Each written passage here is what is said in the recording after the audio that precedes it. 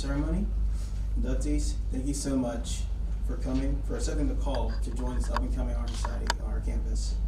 And family and friends, thank you so much for coming to support your child, your friend in this ceremony. I know it means a lot to them as it means a lot to you. Hi guys. So I'm talking about someone you all know well, Dean Palankerthy. Someone that works so hard to do so much for the school every single day and just really helps our students achieve. And here he is.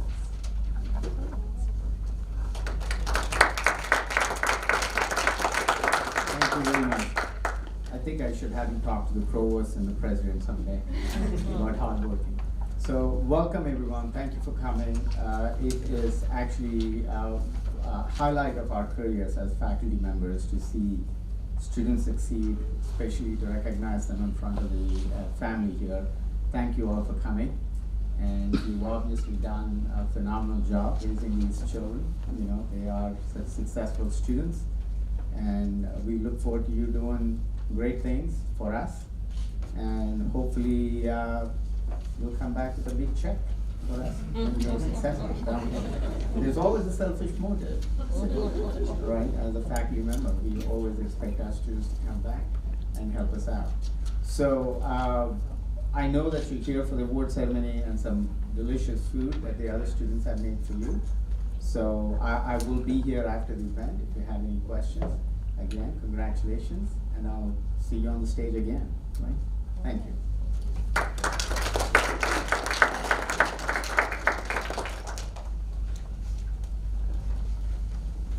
Now I'd like to introduce our president of Eta Sigma Delta, Eduardo Ringala.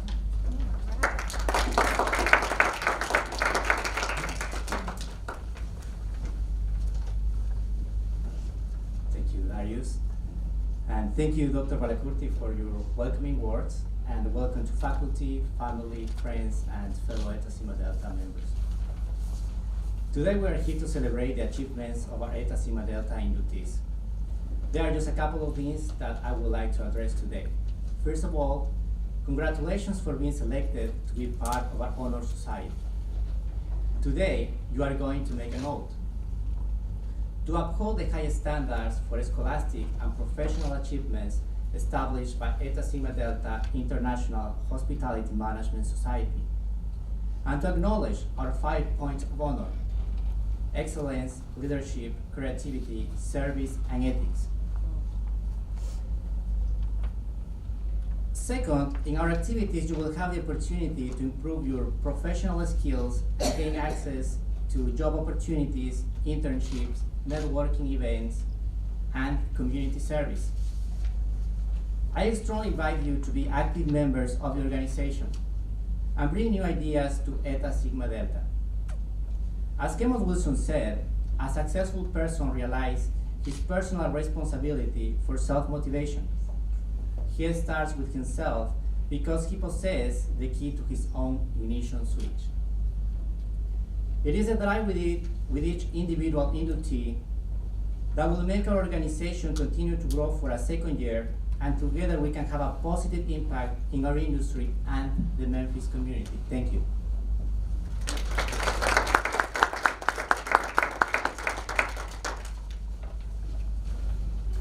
And last but not least, it is my special privilege to invite one of my favorite professors up to the stage, Professor Timothy Ford.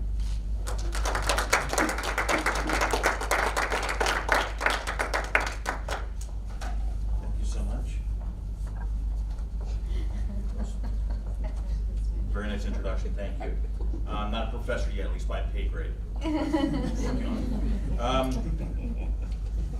So thank you all for coming here tonight, inductees, family, friends, faculty. We're here tonight to celebrate these 16 students who worked very hard to meet the rigid requirements in order to get into Eta Sigma Delta, which is the National Honor Society for Travel and Tourism. For those of you that aren't familiar with Eta Sigma Delta, I'd like to share a little bit about the history with you.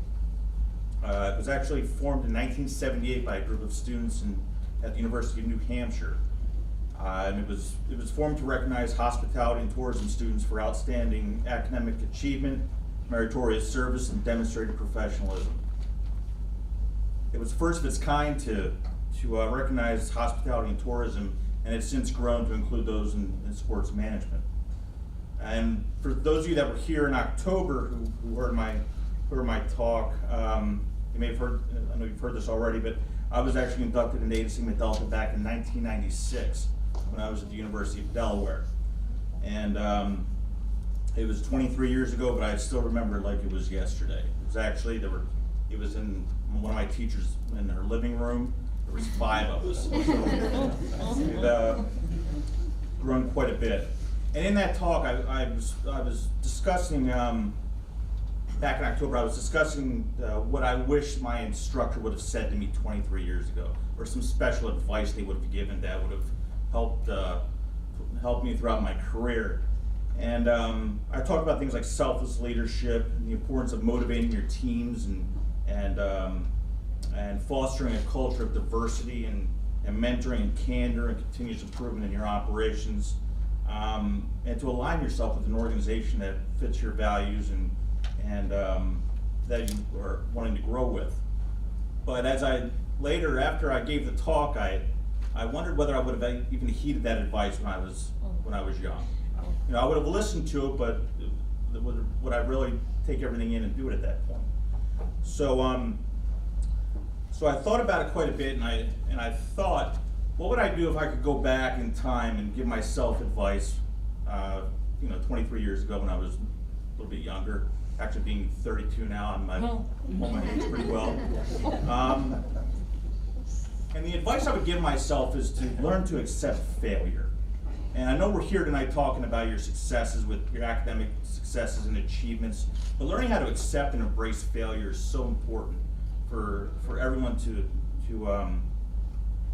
get. And that's not to say that the pain and agony of failure doesn't sting as bad, or it's not as difficult to move on from, because it is. But in order to be successful, you really have to learn to embrace it and to learn from it and move on from it.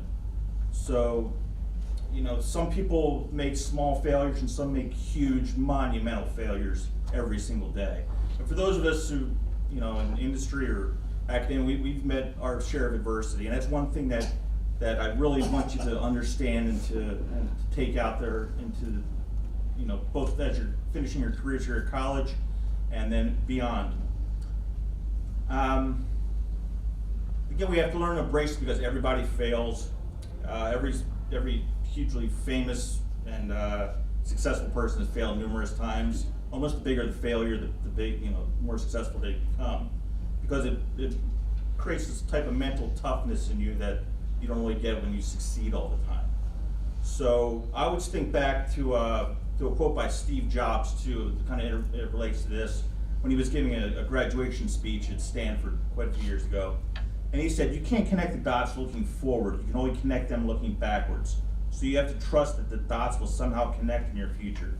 You have to trust in something, your gut, destiny, life, karma, whatever.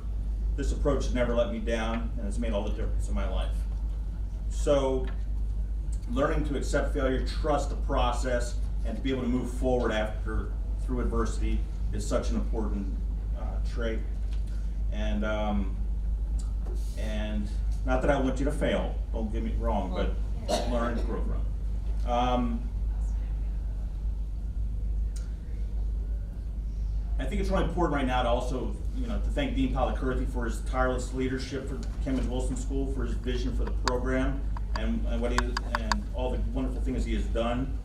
To all the faculty and staff, Dr. Ryan, Chris, Marta, I think it's important for you guys to know how much we care about your success, and every time you go to the Career Services office and they're looking over your resume, we're doing that for your own good, even after the 15th revision. So just keep that in mind. To Eduardo, Darius, Kayla, and Jack Babb, who can't be here tonight, thank you for your contributions to Eta Sigma Delta. Parents, family, thank you for all you do to support these wonderful students. And continue to be the support network for them in the future. And lastly, for you, the inductees, thank you for your time, commitment that you've given to Kemmons Wilson School. I feel fortunate as to faculty, I speak for faculty and staff, and I say we're all very proud of you and look forward to being a part of your journey in the future. Thank you so much.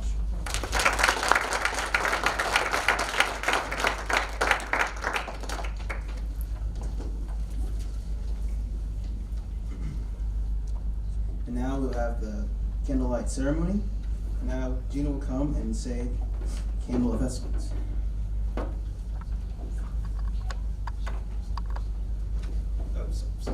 My apologies, he's going to.